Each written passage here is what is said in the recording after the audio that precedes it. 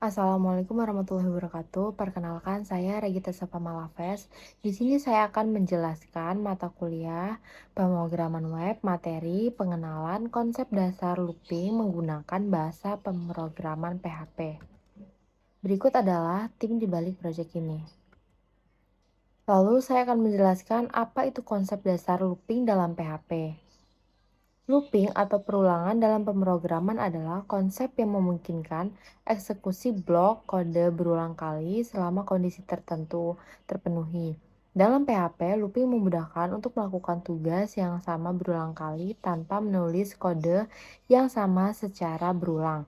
Dengan looping, kita bisa menghemat waktu dan membuat kode lebih efisien serta lebih mudah dibaca.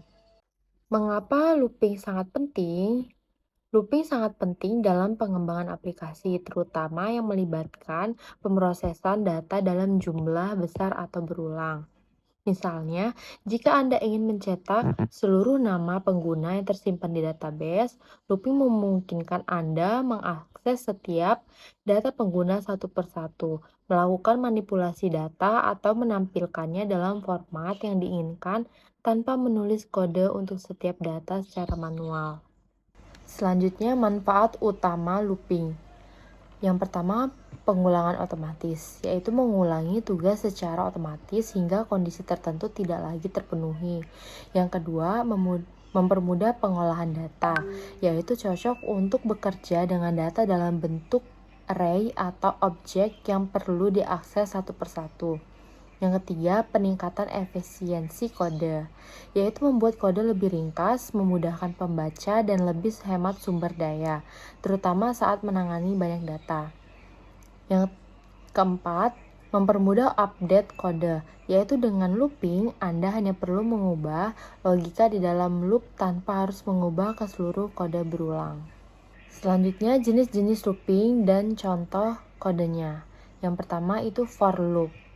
For loop adalah jenis perulangan yang digunakan ketika jumlah pengulangan sudah pasti.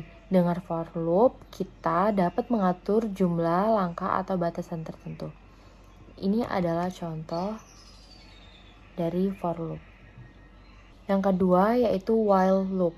While loop berfungsi untuk melakukan pengulangan berdasarkan kondisi logika tertentu. Pengulangan akan terus berjalan selama kondisi bernilai benar atau true. Ini adalah contoh dari while loop. Selanjutnya yang ketiga yaitu do while loop. Yaitu perbedaan utama dari do while dengan while adalah bahwa do while dijalankan minimal sekali karena kondisi diperiksa setelah blok kode dieksekusi. Ini adalah contoh dari do while loop. Yang keempat yaitu for each loop. For each loop sangat berguna saat bekerja dengan array. Dengan for each, kita dapat mengakses setiap elemen dalam array dengan mudah tanpa harus mengetahui indeks elemennya. Ini contoh dari for each loop. Selanjutnya yaitu looping dengan menambahkan break. Misalkan kita ingin mencetak angka dari 1 sampai 10, tetapi melewatkan angka 5. Maka contohnya seperti ini. Looping dengan menambahkan continue.